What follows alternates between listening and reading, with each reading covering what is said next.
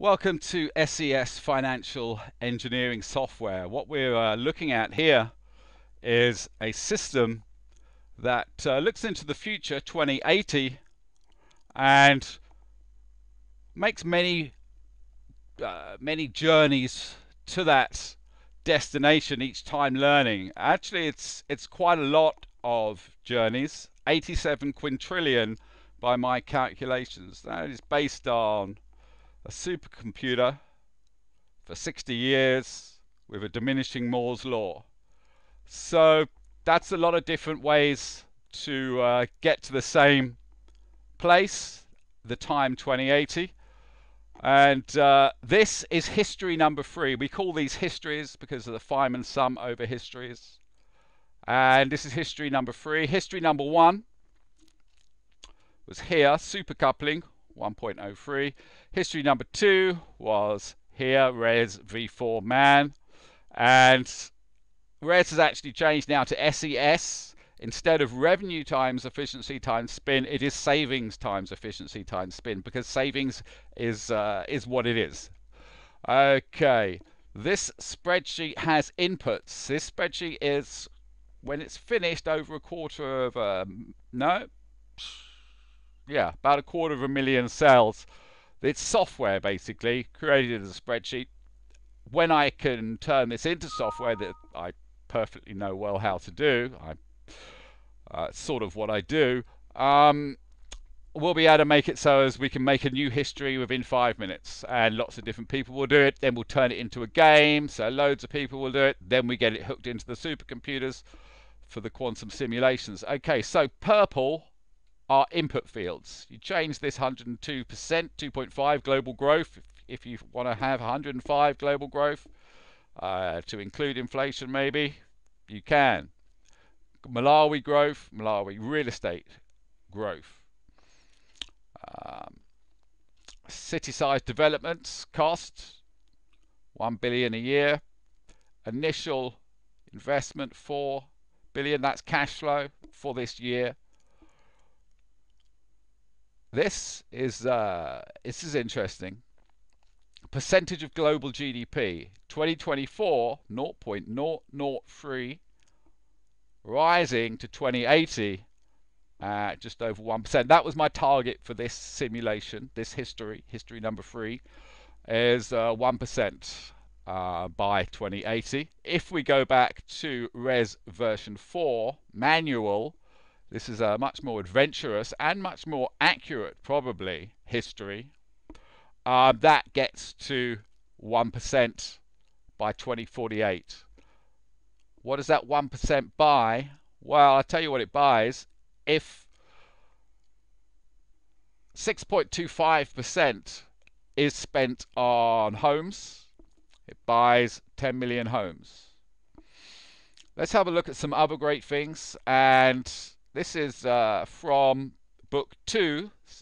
Sorry, this whole spreadsheet is all about book 1 of A More Creative Capitalism. So it's A More Creative Capitalism, S-World's Angel Wing is one book. This is the first book, and the second book is A More Creative Capitalism, 64 Reasons Why. 64 reasons are contained within 16 special projects. There's actually more now, and you can see this is half of the money that's going to be made, distributed in various ways. The great thing is we can pretty much distribute it however we want, because we're doing this in such a way that the software is so efficient, and this RES system, this SES system that we're going to see here today, makes so much money that we can afford to do a lot of great things. And the idea here is we're basically building a series of cities in Malawi, and using that as an example, then every other place in Africa, everywhere else that is poor. The externalities of creating that city, if it's done this way, is creating all of these great wonderful things for humanity and the planet socially. Okay, this has been, if we imagine, this is Kate Raworth's idea, and it's the most elegant economic idea I've seen. Well done, Kate. It's that it doesn't sound. It sounds a bit funny, but it's a donut. And you imagine the American donut, and the idea is the donut is where everything happens, and we've got critical planetary degradation above and critical human deprivation below, and we've got to take all of that stuff out of this little hole here and out around the circumference, bring it in so as it's all in the one place. And this is basically what we're talking about here. But we've got 64 individual parts to that puzzle. 64 things either being brought in from outside or being solved within. Okay, here's a picture also by Kate Raworth of a distributed network. This is not dissimilar to this picture from 2012, but our network is cubed because of a mathematical principle that helps with rounding errors. Actually helps with a lot. It underpins equality. Who knew? Okay, here's some software ideas from 2012 that are very relevant. Here again, look, at this point we were going up to 2068. It's changed to 2080 now. That's our time frame. Here's this same software made in a circular pattern. Started that in May 2016.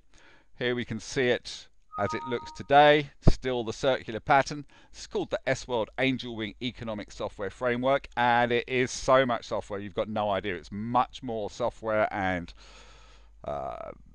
software related IT, much more than you could possibly fathom in any short time. Okay, here is some stuff that goes with it. The economic theory of everything, I call it. If the physicists like this will turn into Paradigm Shift, Angel Theory Paradigm Shift Book 2. Currently, this is Angel Theory Paradigm Shift Book 2 backstory. Only if the physicists get interested in this will it become its own book. If not, it will just be the backstory for the book that this video is about, a more creative capitalism, S-World Angel Wing. Here is the system again, work in progress. This takes into effect an original principle from chaos theory, which now simulates gravity within the network. Here is a long in the tooth project, Villa Secrets, or the Villa Secrets network, more to the point, which becomes the beginning of the trade. It's the microeconomics. And now we're coming full circle back to a more creative capitalism, 64 reasons why. First project is Experience Africa. That is the first reason why, and the idea here is we take everything we do for the Villa Secrets network, including hopefully hundreds of millions of dollars of programming and database connectivity, but we make it for the safaris and we don't take any money for it. We just try and get the safaris to split the money. So say the safari gives 30% to a tour operator. We want them to give 15% to help the elephants, help conservation. 15% profit.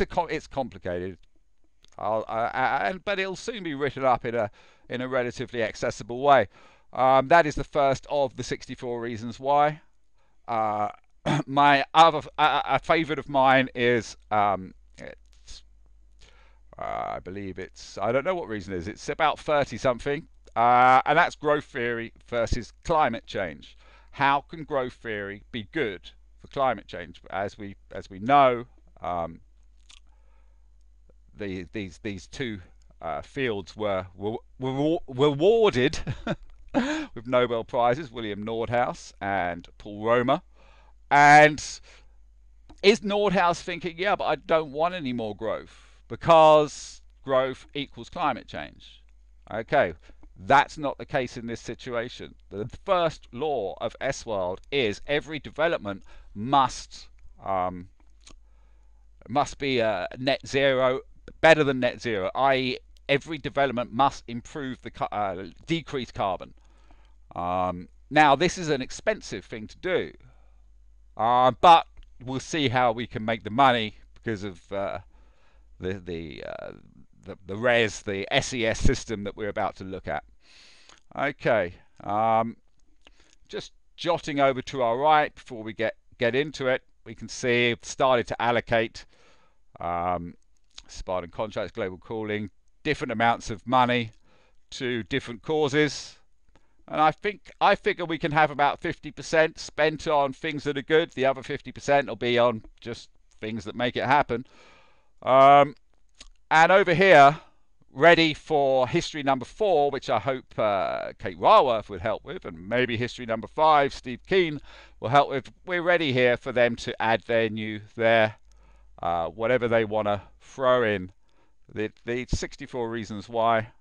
I'm sure there's many more. In fact, I know there's many more. The current version is about it's about 100 reasons why. Okay, so what's going on here?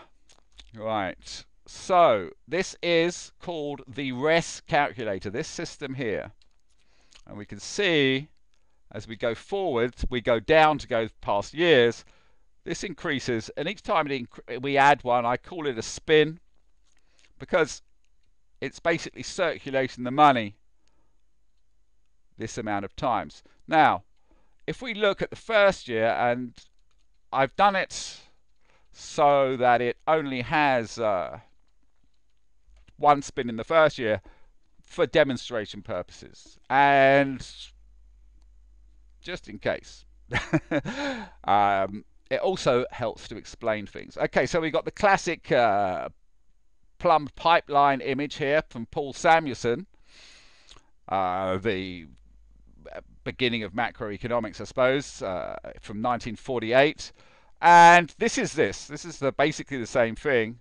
Money's going around, spent by the public, spent by business, spent by public, spent by business. Now, I call this exchange the Siena equilibrium, and it is a point to itself, but basically what's going on here is we've got the same thing, but instead of a whole economy with everybody spending it and the money going around, circulating, it's going around in a network economy. So every business is in the network. That's where people spend their money. But can't do it all at once, so 10% leakage is there, and that's, maybe salaries for people, and buying land, stuff like that.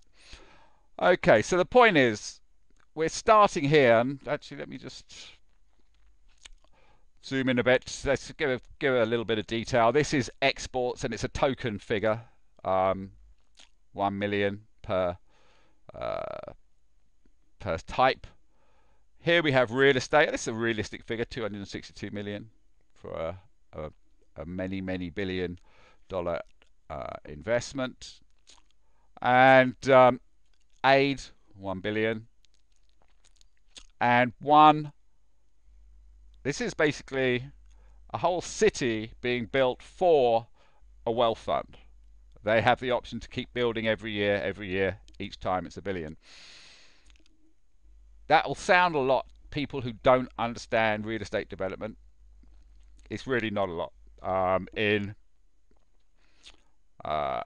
history 2, I actually did 16 different cities. In this example, we've only done 4, and they spread out 8 years in between. Okay, when we add up all this, we get 2.3 billion. We add to that the initial cash flow that can be made by a combination of investment and aid, and that brings us this revenue figure here, which really should be savings, not revenue. Well, it starts as revenue and then it becomes savings. So maybe actually the first spin should be revenue efficiency spin, and then after that it's savings efficiency spin. Broad strokes. Okay, so of that 6 billion, 6.3 billion, 10% is leaked away, and 90% is spent with other companies in the network following the Siena equilibrium. So it just gets spread around, and that's to be spent by the end of the year. Happens at once, And of course, this money's still in the network. So at the end of the year, it ends up as savings. Okay, this savings is then recorded here, the law of conservation of revenue, inspired by Stephen Hawking's description of the law of conservation of energy, albeit it took a little while to work that out. Okay, so second year, we've got savings from before, we've got a minor increase to the trade, minor increase to real estate, minor increase to the city development, the bespoke city development, I suppose we could call it. And this figure goes in here. Okay, so 8.56 billion. We've increased E to 91, so that's a 9% spillage, which first of all creates 7.7 billion. But we spend it we spend it before half the year is up, and that means we can spend it again. This can now be spent in the second half of the year, again 91, creating 7 billion. Don't worry about this, this is actually wrong. Creating 7 billion in cash flow. This again ends up as savings. But we can see we've doubled the cash flow nearly.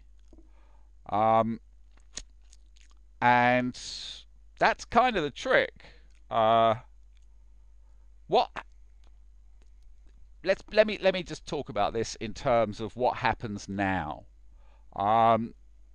Banks have, say, $1 billion in deposits, and they lend out 9 billion because they have to keep 10% reserve. So 1 billion equals 10 billion in cash flow in Western economies.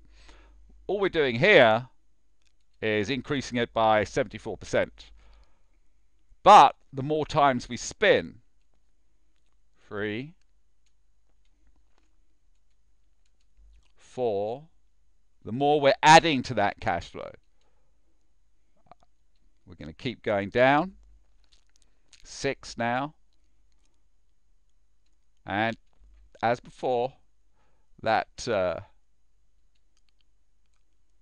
9 billion there is saved here for the next year. So let's just have a zoom in at what's going on here now.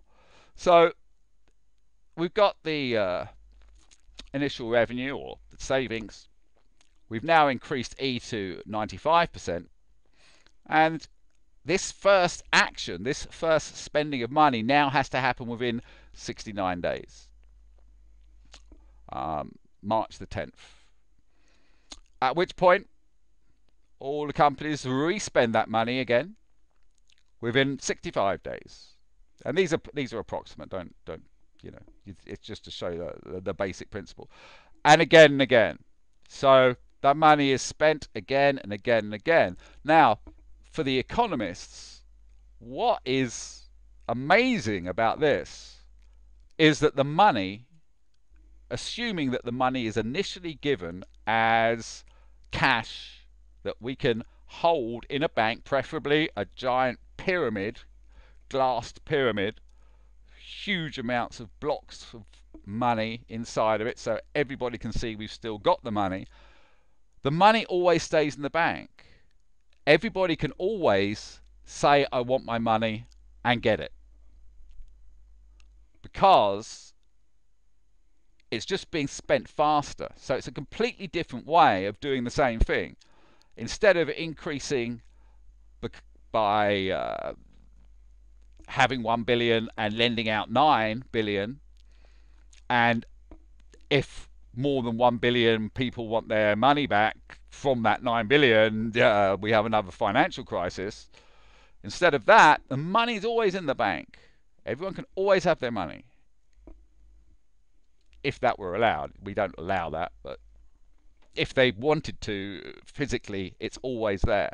And that basically means we're immune from a bank run. And does that mean we're immune from recessions? With the rest of the stuff going on, definitely. For recessions, please look at history number 2, in which we battle 2 or 3 big hefty recessions and actually each time increase cash flow. Yeah. Okay, so at this point with 6 spins, let's have a look at what we're doing. We're 500%, so that's equivalent to the bank having 1 billion and lending out 5 billion. To get to the same point, we need to get to a year of about 900, and you can see it here. This next one should do it. Yeah, there you go. At this point, where are we? 2033. We're basically doing the same thing as the banks lending it in terms of increasing cash flow, but all the money's always in the bank, so there's no chance of a deposit run because it's all there. So, of course, the more we spin, the higher E has to be. And is that a monopoly antitrust violation? Well, yes and no. No, it's not, because the structure of the network is many, many, many small companies, mostly companies of only 4 people. So it's not a monopoly because and they own their companies. General rule is companies must always be 50% owned by the people who work for them. So it's in the quality rule, but it's a good rule. It's the POP. We're not getting into that here.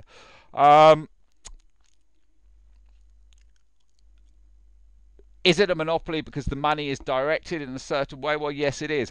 Is a monopoly a bad thing? Is another question. And certainly the people who did monopolies back in the beginning of the 20th century were bad people. J.D. Rockefeller II wanted to sterilize the poor. So they're a bunch of Nazis, basically. I think is a polite way of putting it. Yeah, so monopoly got a bad name because of all that. But if we look at history, and I've read about 20 good, solid economic books, most of them from Nobel winners, and I've not heard it. But if we look at the history, I think the math is slightly supportive of, if we look at the busting of the monopolies and we look at the Great Depression, the line sort of, this. But the bottom line is this. This does so much good, not just for the people of Malawi or Africa, but for all of us.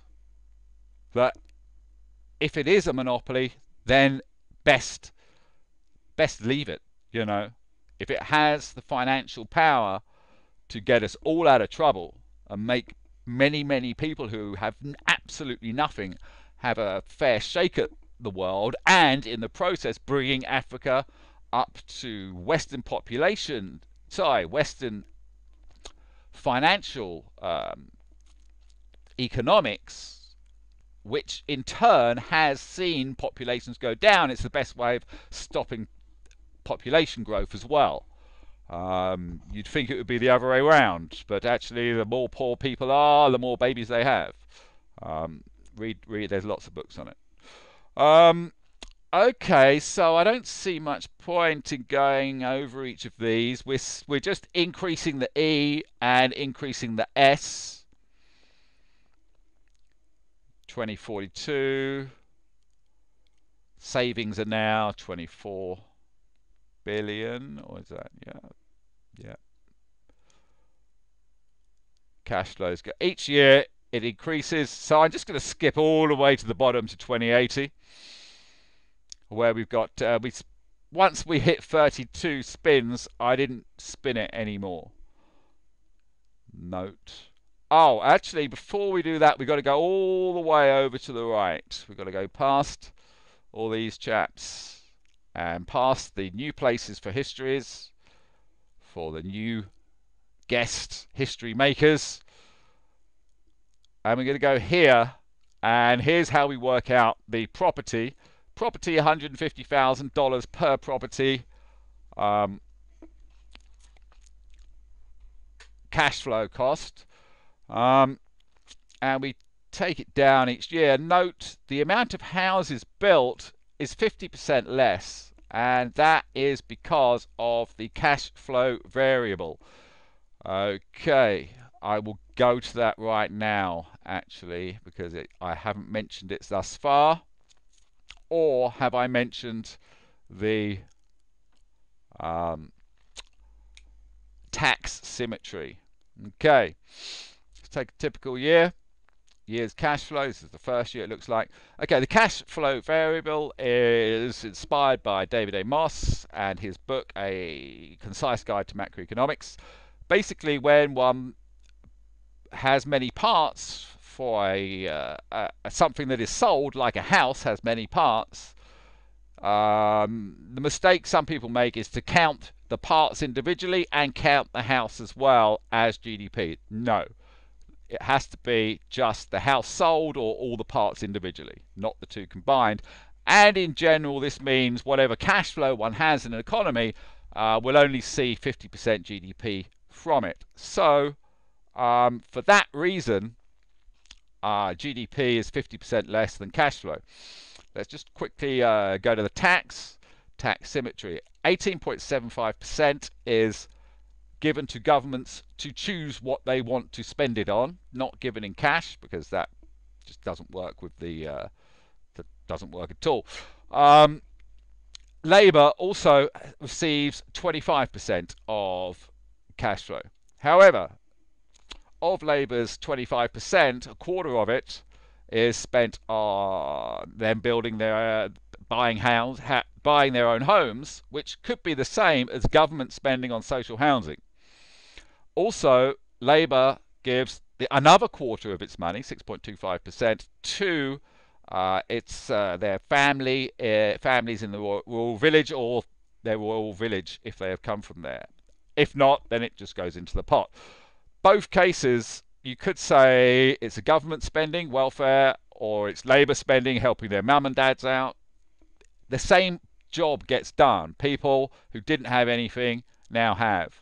And that's called tax symmetry. And for that reason, just under 45% is spent here. About another 50% is then spent on facilitating that, the wheels of business, so to speak. Okay, just flying all the way back to the right again.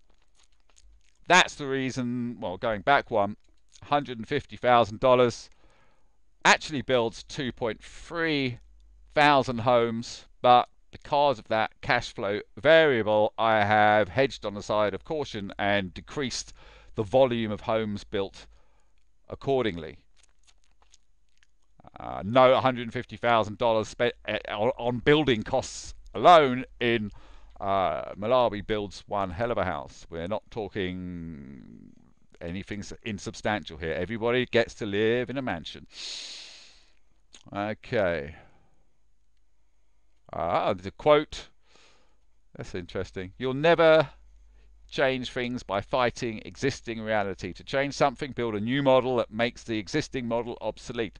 So we're hoping that the bank deposit model eventually, that has the problem of bank runs, is replaced by this model, which is infinitely more stable. Right, let's get back down to the bottom. One word, one note. Oh, hang on. We got another quote here. Growth is one of the stupidest purposes ever invented by any culture. We've got to have enough. By Donna Meadows, care of Kate Raworth. And the point here is in the Resman, the History 2, after 2048, once the objective of making enough houses for everybody and making 1% of global GDP, for a while I just kept it static. That it doesn't need to go any higher, and I agree with what Kate is saying, and Donella, of course. That's my biggest lesson learned from the donut. Sorry, from donut economics is this little phrase here, this little gem. Okay, when we change global growth, or Malawi expected growth, It radically changes the percentage of global GDP. We can see that here from 0.6 all the way up to 5 times. It's a swing. So that's important. The results. Okay, so this is what the GDP equals, but that's irrelevant because GDP changes relative to growth. What is relevant is the percentage of it, and as on target. In fact, it wasn't on target. You can manipulate this however you want and always win by just changing E and S. It's the beauty of it. So yeah, basically got to 1% of global GDP for Malawi. And remembering it started on 0.003%, so that's a huge change. Here's the interesting one though.